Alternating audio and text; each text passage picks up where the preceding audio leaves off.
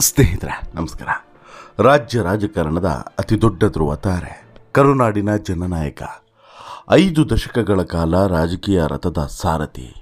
ಇನ್ನು ಮುಂದೆ ನೇರ ಚುನಾವಣೆಯ ರಣಕಣಕ್ಕೆ ಇಳಿಯೋದಿಲ್ಲ. ಹೌದು, ಮಾಜಿ ಮುಖ್ಯಮಂತ್ರಿ ಸಿದ್ದರಾಮಯ್ಯ ಅವರು 2028ರ ವಿಧಾನಸಭೆ ಚುನಾವಣೆಯಲ್ಲಿ ಸ್ಪರ್ಧಿಸೋದಿಲ್ಲ ಅನ್ನುವಂತಹ ಅತಿ ದೊಡ್ಡ ಬಾಂಬನ್ನು ಈಗಾಗಲೇ ಹಾಕಿದ್ದಾರೆ.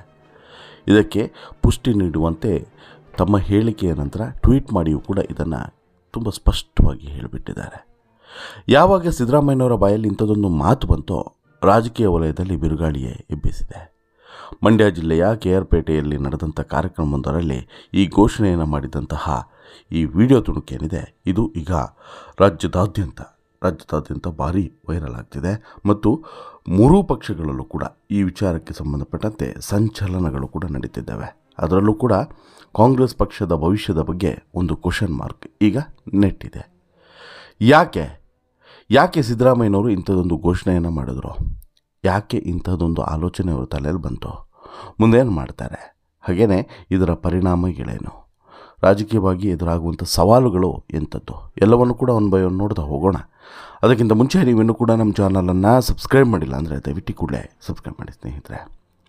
ನಾನು ಇನ್ನು ಮುಂದೆ ಯಾವ ಚುನಾವಣೆಯಲ್ಲೂ ಕೂಡ ಸ್ಪರ್ಧಿಸೋದಿಲ್ಲ. ಈ ಮಾತುಗಳನ್ನು ಆಡಿದವರು ಬೇರೆ ಯಾರೂ ಅಲ್ಲ, ಕಾಂಗ್ರೆಸ್ನ ಉತ್ತುಂಗದ ನಾಯಕ, 2 ಬಾರಿ ಮುಖ್ಯಮಂತ್ರಿಯಾಗಿ ಇತಿಹಾಸ ನಿರ್ಮಿಸಿದಂಥ ಸಿದ್ದರಾಮಯ್ಯ. ಇದು ಕೇವಲ ಒಬ್ಬ ವ್ಯಕ್ತಿಯ ನಿರ್ಧಾರವಲ್ಲ, ಬದಲಿಗೆ ಕರ್ನಾಟಕ ರಾಜಕೀಯದ ಸಮೀಕರಣಗಳನ್ನೇ ಬುಡಬೇಲು ಮಾಡಬಲ್ಲಂತಹ ಅತಿ ದೊಡ್ಡ ಸುನಾಮಿ. ಹಾಗಾದರೆ ಈ ಅನಿರೀಕ್ಷಿತ ನಿರ್ಧಾರಕ್ಕೆ ಅಸಲಿ ಕಾರಣವೇನು? ಇದರ ರಾಜಕೀಯ ಪರಿಣಾಮಗಳೇನು? ಬನ್ನಿ ಅದನ್ನು ನೋಡ್ತಾ ಹೋಗೋಣ. ತುಂಬ ರೋಚಕವಾಗಿರುವಂತಹ ರಾಜಕೀಯ ಕಥನವನ್ನು. ಹೌದು, ಸಿದ್ದರಾಮಯ್ಯ ತಮ್ಮ ರಾಜಕೀಯ ನಿವೃತ್ತಿಗೆ ಪ್ರಮುಖವಾಗಿ 3 ಸಂಗತಿಗಳು ಮುನ್ನೆಲೆಗೆ ತಂದಿದ್ದಾರೆ. ಸಿದ್ದರಾಮಯ್ಯ ರಾಜಕೀಯವಾಗಿ ದೂರ ಉಳಿತೀನಿ, ಅಂದರೆ ಚುನಾವಣೆ ರಾಜಕೀಯದಿಂದ ದೂರ ಉಳಿತೀನಿ ಎನ್ನುವಂಥ ವಿಚಾರವನ್ನು ಹೇಳಿದ್ದಾರೆ. ಆದರೆ ನಿಜವಾಗ್ಲೂ ಕೂಡ ಈ ಮುಂದಿನ ಚುನಾವಣೆಯಲ್ಲಿ 28ರ ಚುನಾವಣೆಯಲ್ಲಿ ಸ್ಪರ್ಧೆ ಮಾಡೋದಿಲ್ವಾ? ಅಥವಾ ಆ ಚುನಾವಣೆಯಲ್ಲಿ ಆ್ಯಕ್ಟಿವ್ ಪೊಲಿಟಿಕ್ಸನ್ನೇ ಇವರು ಮರೆತು ಬಿಡ್ತಾರಾ, ದೂರ ಸರಿದು ಬಿಡ್ತಾರಾ? ಯಾವ ಸಂಗತಿಯೂ ಕೂಡ ಬೇಡ ಅಂತ ಹೇಳ್ಬಿಟ್ಟು ಸೈಲೆಂಟ್ ಆಗಿ ಬಿಡ್ತಾರಾ? ಹೀಗೆ ಭಾರಿ ಚರ್ಚೆಗಳು ಕೂಡ ಮೂರೂ ಪಕ್ಷದಲ್ಲಿ ನಡೀತಾ ಇದ್ದಾವೆ. ರಾಜಕೀಯ ವಲಯದಲ್ಲಿ ಚರ್ಚೆಗಳೇ ನಡೀತಾ ಇದ್ದಾವೆ. ಅಂದರೆ ಏನು ಮುಂದೆ ಕತೆ ಅಂಥೇಳಿ ಇಲ್ಲಿ ಸಿದ್ದರಾಮಯ್ಯನವರು ಸ್ಪಷ್ಟವಾಗಿ ಹೇಳಿದ್ದಾರೆ, ನಾನು ಚುನಾವಣೆಗೆ ಸ್ಪರ್ಧಿಸೋದಿಲ್ಲ, ಆದರೆ ಜನರ ಪರವಾಗಿ ಧ್ವನಿಯನ್ನು ಎತ್ತುತ್ತೇನೆ. ಅಂದರೆ ಶಾಸಕರಾಗಿ, ಸಂಸದನಾಗಿ ಸ್ಪರ್ಧಿಸದಿದ್ದರೂ ಕೂಡ ರಾಜಕೀಯದಿಂದ ದೂರ ಆಗೋದಿಲ್ಲ. ಅವರು ಪಕ್ಷದ ಹಿರಿಯ ನಾಯಕರಾಗಿ ಮತ್ತು ಜನರ ಒಂದಷ್ಟು ಸೇವೆಗಳನ್ನು ಮಾಡುವಂತಹ ಪ್ರಯತ್ನವನ್ನು ನಾನು ನಿರಂತರವಾಗಿ ಮಾಡ್ತೇನೆ. ಮತ್ತು ರಾಜಕೀಯದಲ್ಲಿ ಕೆಲವೊಂದಷ್ಟು ಬೇರೆ ಬೇರೆ ಸಮಸ್ಯೆಗಳು ಏನು ಬರ್ತವೋ ಅದರ ವಿರುದ್ಧ ನಾನು ಧ್ವನಿಯನ್ನು ಎತ್ತುತ್ತೇನೆ ಅನ್ನೋಂಥ ವಿಚಾರವನ್ನು ಹೇಳ್ತಾ, ರಾಜಕೀಯದ ಬಗ್ಗೆನೂ ಕೂಡ, ಇವತ್ತಿನ ಕಾಲಘಟ್ಟದ ರಾಜಕೀಯದ ಬಗ್ಗೆನೂ ಕೂಡ ತಮಗಿರುವಂತಹ ಅಸಮಾಧಾನವನ್ನು ಕೂಡ ಹೊರಗಡೆ ಹಾಕಿದ್ದಾರೆ. ಹಾಗಾದರೆ ಸಿದ್ದರಾಮಯ್ಯನವರು ಈಗ ಇಂಥದ್ದೊಂದು ಘೋಷಣೆಯನ್ನು ಮಾಡೋದಕ್ಕೆ ಕಾರಣ ಏನು ಅಂತೇಳಿ ನೋಡೋದಾದರೆ, ವಯಸ್ಸು ಮತ್ತು ಆರೋಗ್ಯದ ಮಿತಿ. ಹೌದು, ನನಗೆ ಈಗ 79 ವರ್ಷ. 2028ರ ವೇಳೆಗೆ ನನಗೆ 82 ವರ್ಷ ಆಗ್ತಿದೆ. ಹಿಂದಿನಂತೆ ಹಗಲು ಇರಲು ಕಷ್ಟಪಟ್ಟು ಕೆಲಸ ಮಾಡೋದಕ್ಕೆ ಆರೋಗ್ಯ ಸಹಕರಿಸ್ತಾ ಇಲ್ಲ. 5 ದಶಕಗಳ ಕಾಲ, ಅಂದರೆ 1978ರ ತಾಲೂಕು ಬೋರ್ಡು ರಾಜಕಾರಣದಿಂದ ಇಲ್ಲಿವರೆಗೆ ವಿಶ್ರಾಂತಿ ಇಲ್ಲದೆ ಓಡಾಡಿದಂಥ ದೇಹ ಈಗ ವಿಶ್ರಾಂತಿಯನ್ನು ಬಯಸ್ತಿದೆ. ಹಾಗಾಗಿ ಸಿದ್ದರಾಮಯ್ಯನವರು ಇಂಥದ್ದೊಂದು ಘೋಷಣೆಯನ್ನು ಮಾಡಿದ್ದಾರೆ. ಇದನ್ನು ಹೊರತುಪಡಿಸಿದ್ರೆ 2ನೇ ಪ್ರಮುಖವಾದಂಥ ಕಾರಣ ಕಲುಷಿತಗೊಂಡಂತಹ ರಾಜಕೀಯ ಮತ್ತು ಹಣದ ಪಾತ್ರ. ಇದು ಅತ್ಯಂತ ಗಂಭೀರವಾಗಿ ಪ್ರತಿಯೊಬ್ಬರೂ ಕೂಡ ಚಿಂತನೆ ಮಾಡಬೇಕಾದಂಥ ಸಂಗತಿ. ಅತ್ಯಂತ ಕಳವಳಕಾರಿ ಸಂಗತಿ ಅಂತ ಹೇಳಿದ್ರೆ, ಅತ್ಯಂತ ಕಳವಳಕಾರಿ ಸಂಗತಿ ಅಂದರೆ ಇಂದಿನ ಚುನಾವಣಾ ವ್ಯವಸ್ಥೆಯ ಬಗ್ಗೆ ಅವರು ತೋಡಿರುವಂಥ ಬೇಸರ.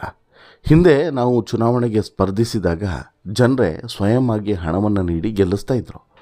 ಆದರೆ ಇಂದು ರಾಜಕಾರಣ ಸಂಪೂರ್ಣ ಹದಗೆಟ್ಟಿದೆ, ಕಲುಷಿತಗೊಂಡಿದೆ. ಚುನಾವಣೆಯಲ್ಲಿ ಗೆಲ್ಲೋದಕ್ಕೆ ಜನರಿಗೆ ಹಣ ಹಂಚಬೇಕಾದಂಥ ದುಸ್ಥಿತಿ ಬಂದಿದೆ.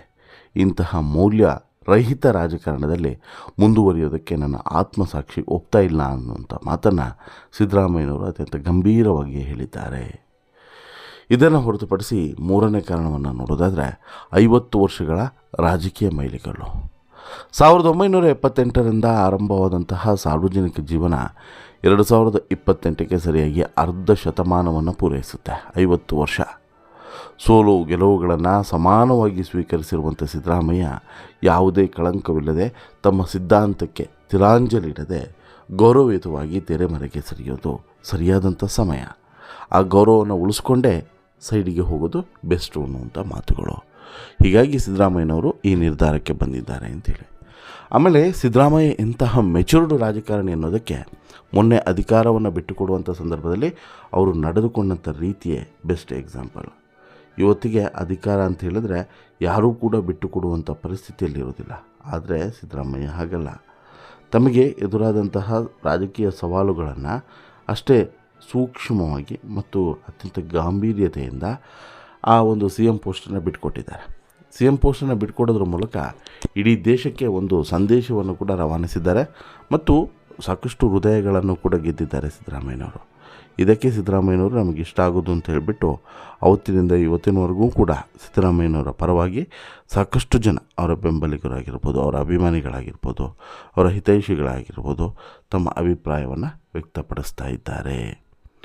ಇನ್ನು ಇದನ್ನು ಹೊರತುಪಡಿಸಿದರೆ ಮತ್ತಷ್ಟು ಗಂಭೀರವಾದಂತಹ ಸಂಗತಿಗಳನ್ನು ನಾವಿಲ್ಲಿ ನೋಡಬೇಕಾಗುತ್ತೆ. ಸಿದ್ದರಾಮಯ್ಯನವರು ಈ ಘೋಷಣೆಯನ್ನು ಮಾಡಿದ ಬಳಿಕ ಆಡಳಿತಾರೂಢ ಕಾಂಗ್ರೆಸ್ ಪಕ್ಷದ ವಲಯದಲ್ಲಿ ಕಂಪನ ಸೃಷ್ಟಿಸಿದೆ. ಇದರ ಪರಿಣಾಮಗಳು ಸ್ವಲ್ಪ ದೂರಗಾಮಿಯಾಗಿಯೇ ಇದ್ದಾವೆ.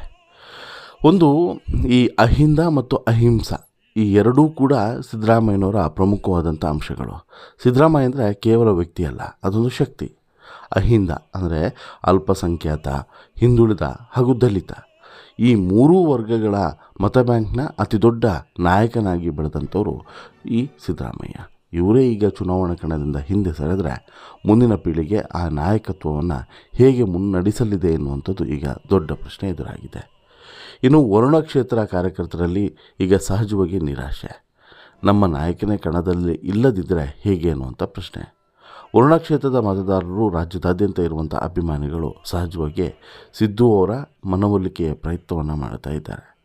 ಆದರೆ ಸಿದ್ದರಾಮಯ್ಯ ಮಾತ್ರ ಚುನಾವಣೆಗೆ ನಿಲ್ಲೋದಿಲ್ಲ ಅನ್ನುವಂಥ ಮಾತ್ರಕ್ಕೆ ನಾನು ಸಕ್ರಿಯ ರಾಜಕಾರಣದಿಂದ ದೂರ ಸರಿಯೋದಿಲ್ಲ ಅನ್ನುವಂಥ ಮಾತನ್ನು ಕೂಡ ಹೇಳಿದ್ದಾರೆ. ಕೊನೆಯ ಉಸಿರು ಇರೋವರೆಗೂ ಕೂಡ ನಾನು ಜನರ ಧ್ವನಿಯಾಗಿ ಇರ್ತೇನೆ ಎನ್ನುವಂಥ ಮಾತನ್ನು ಸ್ಪಷ್ಟವಾಗಿ ಹೇಳಿದ್ದಾರೆ. ಇದು ಕಾರ್ಯಕರ್ತರಿಗೆ ಕೊಂಚ ಸಮಾಧಾನವನ್ನು ಕೊಟ್ಟಿದೆ. ಪಕ್ಷದಲ್ಲಿ ನಾಯಕತ್ವ ಬದಲಾವಣೆ ಮತ್ತು ಹೊಸ ಸಮೀಕರಣಗಳು. ಇತ್ತೀಚೆಗಷ್ಟೇ ಮುಖ್ಯಮಂತ್ರಿ ಹುದ್ದೆಯಿಂದ ನಿರ್ಗಮಿಸಿರುವಂಥ ಸಿದ್ದರಾಮಯ್ಯ ಅವರು ರಾಜ್ಯ ರಾಜಕಾರಣಕ್ಕೂ ಕೂಡ ಏನಾದರೂ ಗುಡ್ ಬೈ ಹೇಳಿಬಿಡ್ತಾರೆ ಅನ್ನುವಂಥದ್ದು ಕೆಲವರ ಆತಂಕ. ಬಟ್ ಈಗ ಅವರು ಹೇಳಿರುವಂಥದ್ದು ಚುನಾವಣಾ ರಾಜಕೀಯಕ್ಕೆ ಗುಡ್ ಬೈಯನ್ನು. ರಾಜ್ಯ ಕಾಂಗ್ರೆಸ್ನಲ್ಲಿ ಹೊಸ ನಾಯಕರಿಗೆ ದಾರಿ ಮಾಡಿಕೊಡುವಂತಹ ಮತ್ತು ಒಳ ರಾಜಕಾರಣದ ದಿಕ್ಕನ್ನೇ ಬದಲಾಯಿಸುವಂತಹ ಹೆಜ್ಜೆಯನ್ನೇ ಇಟ್ಟಿದ್ದಾರೆ. ಇನ್ನು ಚುನಾವಣಾ ರಾಜಕೀಯದಿಂದ ಹಿಂದೆ ಸರಿಯೋದು ಸಿದ್ದರಾಮಯ್ಯನವರ ಒಂದು ಬಹುದಿನದ ಆಸೆ ಅಂತಲೂ ಕೂಡ ಹೇಳ್ಬೋದು. ಯಾಕಂತ ಹೇಳಿದರೆ ಘೋಷಣೆ ಮಾಡಬೇಕು ಅಂತೇಳಿ ಈ ಹಿಂದೆ ಹೇಳಿದರು. ಬಟ್ ಇವತ್ತು ಕೊನೆಗೂ ಕೂಡ ಘೋಷಣೆಯನ್ನು ಮಾಡಿದ್ದಾರೆ. ಇದರ ಪರಿಣಾಮ ಉತ್ತರಾಧಿಕಾರಿಯ ಸೃಷ್ಟಿ ಈಗ ದೊಡ್ಡ ಚಾಲೆಂಜಸ್ ಆಗಿದೆ. ಅಂದರೆ ತಮ್ಮದೇ ಆದಂಥ ಪ್ರಭಾವವನ್ನು ಹೊಂದಿರುವಂಥ ಸಿದ್ದರಾಮಯ್ಯ ತಮ್ಮ ಭದ್ರಕೋಟೆಗಳಲ್ಲಿ ಮತ್ತು ತಮ್ಮ ರಾಜ್ಯ ಮಟ್ಟದಲ್ಲಿ ತಮ್ಮದೇ ಆದಂಥ ಸಿದ್ಧಾಂತವನ್ನು, ಯುವ ನಾಯಕತ್ವವನ್ನು ಮುಂದಣಿಗೆ ತರುವಂಥದ್ದು ದೊಡ್ಡ ಸವಾಲು. ಅದರಲ್ಲೂ ಕೂಡ ಸಿದ್ದರಾಮಯ್ಯನವರ ಸ್ಥಾನವನ್ನು ಫಿಲ್ ಮಾಡುವಂಥದ್ದು ಅಷ್ಟು ಈಸಿ ಅಲ್ಲ. ಅದನ್ನೇ ಯಾರು ಮಾಡ್ತಾರೆ? ಅದು ಈಗಿರುವಂತಹ ಪ್ರಶ್ನೆ. ಇನ್ನು ಎರಡನೇದು ಪಕ್ಷವನ್ನು ಅಧಿಕಾರಕ್ಕೆ ಮರಳಿ ತರುವುದು. 2028ರ ಚುನಾವಣೆಯಲ್ಲಿ ತಾವಿಲ್ಲದೆ ಪಕ್ಷವನ್ನು ಗೆಲ್ಲಿಸಿಕೊಂಡು ಬರುವಲ್ಲಿ ಮಾರ್ಗದರ್ಶಕರಾಗಿ ಹೈಕಮಾಂಡ್ ಜೊತೆಗೂಡಿ ಕಾರ್ಯನಿರ್ವಹಿಸೋದು ಇವರ ಚಿಂತನೆ.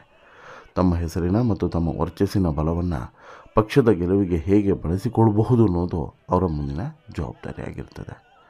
ಇನ್ನು ವಿರೋಧಿಗಳ ಟೀಕೆಗಳನ್ನು ಮೆಟ್ಟಿ ನಿಲ್ಲುವಂಥದ್ದು, ಇದು ರಾಜಕೀಯ ಅನಿವಾರ್ಯತೆಯಿಂದ ತೆಗೆದುಕೊಂಡಂಥ ನಿರ್ಧಾರವೋ ಅಥವಾ ವಯಸ್ಸಿನ ಸಹಜ ನಿರ್ಗಮನವೋ ಅನ್ನುವಂಥದ್ದು ವಿರೋಧ ಪಕ್ಷಗಳ ಟೀಕೆ.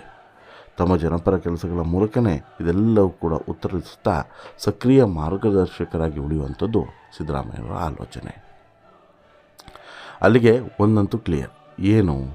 ಒಬ್ಬ ಸಾಮಾನ್ಯ ರೈತ ಕುಟುಂಬದಿಂದ ಬಂದು ವಕೀಲರಾಗಿ, ವಿರೋಧ ಪಕ್ಷದ ನಾಯಕರಾಗಿ, 2 ಬಾರಿ ಜನಮೆಚ್ಚಿದ ಮುಖ್ಯಮಂತ್ರಿಯಾಗಿ ಕರ್ನಾಟಕ ರಾಜಕೀಯ ಇತಿಹಾಸದಲ್ಲಿ ಅಳಿಸಲಾಗದ ಮುದ್ರೆಯನ್ನು ಒತ್ತಿದಂಥ ಸಿದ್ದರಾಮಯ್ಯ ಚುನಾವಣಾ ರಾಜಕೀಯದ ಅಧ್ಯಾಯ ಅಲ್ಲಿಗೆ ಮುಕ್ತಾಯ ಹಂತದಲ್ಲಿದೆ.